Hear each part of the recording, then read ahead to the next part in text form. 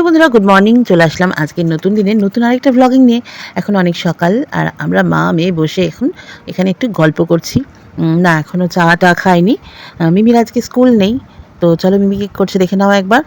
ওই দেখো মিমি as usual কেমন মোবাইল ঘাটতে দেখতে পাচ্ছ। আজকে তো ছুটি, কারণ আজকে মহরম। কালকেও ছুটি, কারণ ও যে স্কুলে ইন্টার্নশিপ করছে সেখানে শনিবার করে ওকে ছুটি দিয়েছে, রবিবারও ছুটি, আবার সোমবার হচ্ছে স্কুলে। যে দেখেছো এরকম দুষ্টুমি করে আমাকে জ্বালায়। তো মোবাইল ঘাটা ভালো, মোবাইল ঘাটা খারাপ না, যদি মোবাইল থেকে ভালো জিনিসগুলো সংগ্রহ করা যায় তবেই ভালো। আজে বাজে জিনিস দেখলে তো আর কিছু বলার নেই। যাই হোক, আমরা কিন্তু আজে বাজে জিনিস দেখি না। আমিও চেষ্টা করি ভালো চর্চার মধ্যে থাকার, আমার মেয়েকেও আমি সেটাই শিখিয়েছি। তো আমার শিক্ষাতেই আমার ছায়াতেই তো বড় হচ্ছে।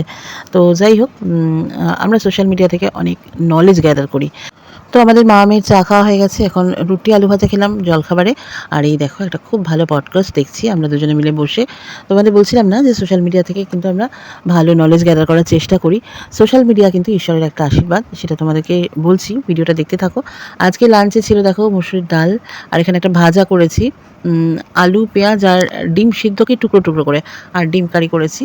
এই হচ্ছে দুপুরের লাঞ্চ। আর এই দেখো ছোটো জায়গা তো কী হয়েছে, আমাদের কোনো দুঃখ নেই, অল্প জায়গার মধ্যেই সব কিছু অর্গানাইজ করে রাখতে হয়। তো এই জানলাতেই আমাদের জানলার যে র্যাকটা আছে, মানে বক্সটা, সেখানে কিছু কিছু জিনিস আমাদেরকে গুছিয়ে রাখতে হয়েছে। কোনো চাপ নেই, এই সবটাই কিন্তু আমরা সোশ্যাল মিডিয়া থেকে শিখছি।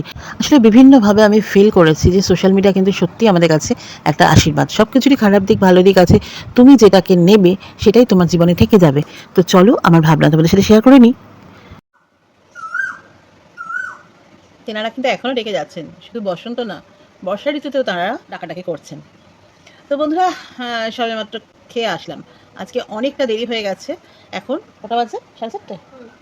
4:30 বাজে। পুরো ডট 4:30? ডট 4:30, আর একটু আগে আমি হয়তো 4:15 খেয়ে এসেছি।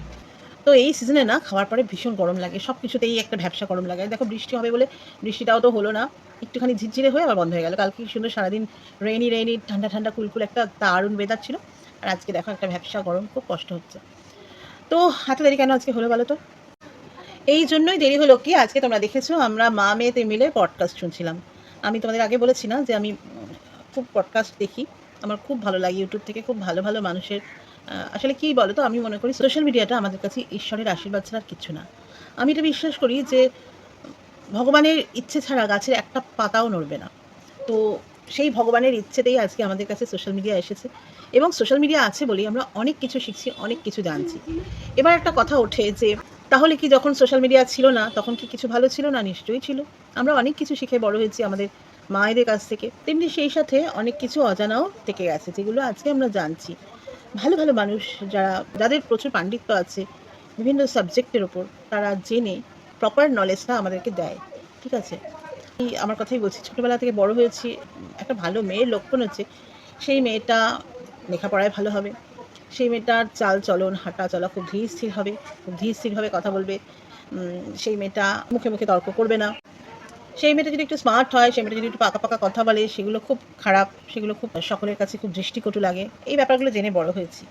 কিন্তু বিষয়টা যে সম্পূর্ণ উল্টো, সেটা আমরা মনে মনে বুঝতাম। একটা বাচ্চাকে ছোট থেকে এটা করবে না, ওটা করবে না, সেটা করবে না, কিন্তু তার পেছনে সঠিক যুক্তিটা কিন্তু আশেপাশের লোকজন দিত না।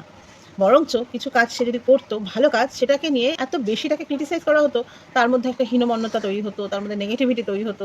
সে নিজের কাছে নিজে নানান রকম ভেতরে ভেতরে কোয়েশ্চেন করতো যে আমি কিরা ভুল করছি। তার মধ্যে নানান রকম দ্বিধাদ্বন্দ্ব তৈরি হতো। কিন্তু আজকের দিনে দাঁড়িয়ে সোশ্যাল মিডিয়া আসাতে আমাদের ভেতরকার যে নানান রকম কোয়েশ্চেনগুলো, সেগুলো একদম ক্লিয়ার হয়ে যাচ্ছে একটার পর একটা। আমরা কিন্তু সত্যি সত্যি অনেক হীনমন্যতা থেকে বেরিয়ে আসতে পারছি, অনেক কিছু শিখতে পারছি, জানতে পারছি। এই যেমন ছোটো থেকে শুনে এসেছি যে পূজা অর্চা করে সে খুব ভালো মানুষ। কেন ভালো মানুষ সেইটা কেউ কিন্তু ব্যাখ্যা করেনি। পুজো অর্চা করা মানেই ভালো মানুষ নয়, শুধু পুজো অর্চাটা তো একটা মাধ্যম, ঈশ্বরকে পাওয়ার একটা মাধ্যম পুজো অর্চা করা। আর ঈশ্বরকে পেতে গেলে মেন্টালি স্পিরিচুয়াল হতে হবে, আর সেই স্পিরিচুয়ালিটি কী সেটা কিন্তু আমাদের শেখানো হয়নি। আসলে স্পিরিচুয়ালিটি কী সেটা তো তারা নিজেরাই জানতেন না, তাদের কাছে সেই কনসেপ্টটাই ক্লিয়ার ছিল না, তাই তারাও আমাদের শেখাননি। মানে তাদের যারা পূর্ববর্তী মানুষরাও তাদের শেখাননি, মানে এই চর্চাটাই ছিল না। এটা সোশ্যাল মিডিয়া হওয়াতেই প্রপারলি এই চর্চাটা এসছে। মানে একটা মেয়ে বা একটা বাড়ির বউ, তাকে ভাবে লক্ষ্মী পাঁচালি করতে হবে, সন্ধ্যাবেলা ধূপ দ্বীপ দিতে হবে, তবেই সে ভগবানকে খুব মানছে, সে খুব মানে একটা ভালো মানুষ, সে তবে সে একটা সতী সাধ্বী, মানে একটা ভালো ঘরের বউ, লক্ষ্মীমন্ত বউ। কিন্তু আজকে আমরা জানতে পারছি বিষয়টা একদমই তাই নয়। ঈশ্বরকে পাওয়ার জন্য এগুলো একটা মাধ্যম। এই নিয়মগুলো শুধু মানুষই তৈরি করেছে, ঈশ্বর তৈরি করেননি। ঈশ্বর শুধু বোঝেন ভক্তি, ভালোবাসা, আর কিচ্ছু না, তোমার অন্তরের ভালোবাসা। এই যে আমার একটা ঘরের মধ্যে আমি যেভাবে রয়েছি সেভাবেই আমার গোপালকে আমি সেবা দিচ্ছি। আমিও ছোট জায়গা, অল্প জায়গার মধ্যে রয়েছি, তাকেও অল্প জায়গার মধ্যে রেখেছি। অনেকে বলবে এইটা করতে নেই, ওটা করতে নেই, এই নিয়ম, ওই নিয়ম, এটা করছো পাপ হচ্ছে, এটা করছো খারাপ হচ্ছে। এগুলো কিচ্ছু না। আসলে পজিটিভিটিটাই বড় কথা। ঈশ্বরকে কতটা ভালোবাসতে পারছি আর ঈশ্বর মানে কি সেটা কতটা অনুধাবন করতে পারছি সেটাই বড় কথা। আসলে ঈশ্বর আমাদের অন্তরে আছে। অহম ব্রহ্মাস্মি, এই কথাটার অর্থ বুঝতে শুধু অন্বেষণ করে বেড়াই যে আমার ভেতরে যদি ঈশ্বর থাকে তাহলে আমি এই গাছের মধ্যেও ভগবানকে দেখতে পাবো। আমার ভেতরে যদি ঈশ্বর থাকে তাহলে আমি এই জড় বস্তুটার মধ্যেও ঈশ্বরকে খুঁজে পাবো। কাজেই নিজের অন্তরের শক্তিকে জাগরিত করাটাই হচ্ছে ঈশ্বরের সাধনা, ভগবানের পুজো। এর বাইরে আর কিচ্ছু না। নিজেকে জানো, নিজেকে বোঝো, নিজেকে, নিজের অন্তরের শক্তিকে জাগরিত করো, নিজেকে অনেক বেশি করে স্ট্রং করে তৈরি করো, তাহলেই ঈশ্বরকে পাওয়া হবে। তুমি যদি নিজে পাওয়ারফুল হও তাহলে তুমি যে কোনো পরিস্থিতিকে লড়ে নিতে পারবে। কুরুক্ষেত্রের যুদ্ধে কিন্তু শ্রীকৃষ্ণ অর্জুনের মনের শক্তিকে বাড়িয়েছিলেন। যখন সামনে তার নিজের পরিবার যুদ্ধরত অবস্থায় অস্ত্র তুলেছে, তখন অর্জুন ভাবছে যে আমার নিজের লোকগুলোর এগেনস্টে আমি কি করে অস্ত্র ধারণ করব। তখন তার মনে কিন্তু সেই শক্তি সঞ্চার করেছিলেন শ্রীকৃষ্ণ। আর শ্রীকৃষ্ণ আমাদের অন্তরেই আছেন। আমাদের ভেতরেই ভগবান এবং শয়তান দুটোই বসবাস করে। এবার আমরা আমাদের কোন শক্তিটাকে এমপাওয়ার করব সেটা হচ্ছে আমাদের মগজের ব্যাপার, আমাদের ইচ্ছার ব্যাপার। শ্রীকৃষ্ণকে কিন্তু একদম ছোটবেলা থেকে অর্জুনও দেখেছেন, দুর্যোধনও দেখেছেন। তাহলে অর্জুন কেন শ্রীকৃষ্ণকে পেলেন আর দুর্যোধন কেন শ্রীকৃষ্ণকে পেলেন না? তার কারণ একটাই, অর্জুন তার অন্তরের শক্তিকে এমপাওয়ার করেছে ভালো কাজে, আর দুর্যোধন তার অন্তরের শক্তিকে এমপাওয়ার করেছে খারাপ কাজে। তাহলে যে যেমন কর্ম করেছে সেরকমই ফল পেয়েছে। তো বন্ধুরা, এইগুলো জানার জন্যই এত অন্বেষণ, এত বেশি পডকাস্ট দেখি। আর সত্যি কথা বলতে কি, সোশ্যাল মিডিয়াকে আমি মনে করি ঈশ্বরের আশীর্বাদ।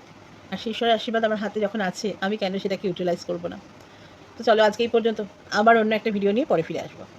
টাটা, সবাই খুব ভালো থেকো।